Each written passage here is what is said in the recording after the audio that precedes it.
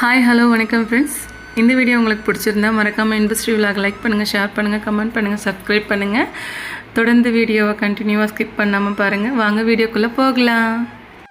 பறிச்சுன்னு இருக்கிற குழம்பு காய் இல்லைம்மா, சுண்டக்காய் பறிச்சுக்கிறேன். சுண்டக்காய் குழம்பா? நாங்கள் வந்து சுண்டக்காய் குழம்பு தான் வச்சு போடுவியா? சுண்டக்காய் நல்லதுமா, வயிற்றுக்கு சூப்பராக இருக்கும். வயிற்றுல இருக்கிற இது சாப்பிட்டேன்னு வச்சுக்கா, குழம்பு வச்சா கேளு, வயிற்றுல இருக்கிற பூச்சி அழுக்கு எல்லாமே வந்துடும் கொத்து கொத்துன்னு. அதனால இது சுண்டக்காய் வந்து அவ்வளோ நல்லது. சரி, போறீங்க சீக்கிரம். சுண்டக்காய் குழம்பு சாப்பிடலாமாடா? இன்னும் இங்கே என்ன பண்ணுறீங்க? வா.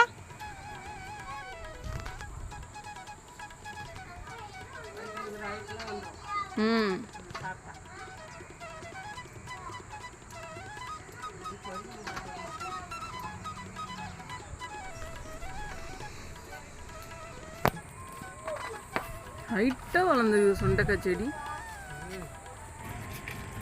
இது என்ன பண்ணு, நல்லா நசிக்கணும்.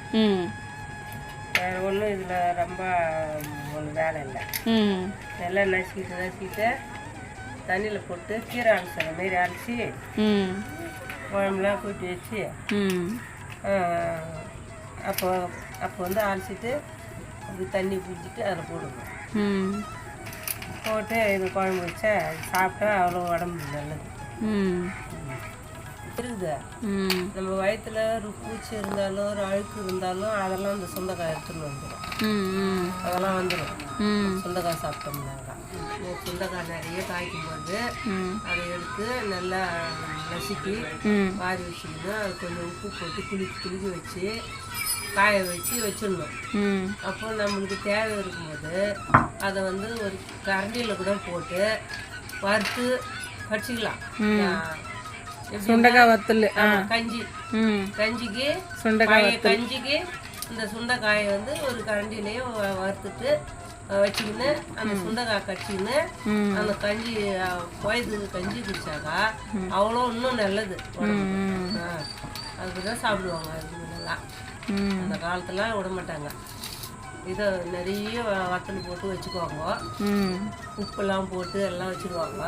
சும்மா கூட எடுத்துருவாங்க. இப்போ கூட விற்கிது கடைங்கள, அதை விற்கிறாங்களே. சரி நீயும் செய்ய, இன்னும் யாருக்கு கூட சொல்லு. எல்லாம் இது வந்து வானான்னு கடாசக்கூடாது, நசுக்கி அதை வச்சுக்கணும். ஆமாம், ஈஸியாக கிடைக்கிற பொருள், தான பொருள். இது எவ்வளோ கிடைச்சாலும் பயன்படுத்திக்கலாம். குழம்பு வச்சுக்கலாம், பருப்பு சாப்பிட்லாம், பயிறு சாப்பிட்லாம் வச்சுங்க. சொல்கிறேன், சாப்பிட்டதான் சொல்கிறேன். சரி சரி, நாங்களாம் சாப்பிட்டதான். கரண்டியில் கூட போட்டு லேசா, கரண்டியில் போட்டு லேசா எண்ணெய் ஊற்றி குளிக்கி வறுத்துட்டு அப்படியே கடிச்சுன்னு சாப்பிடுவோம். சரி.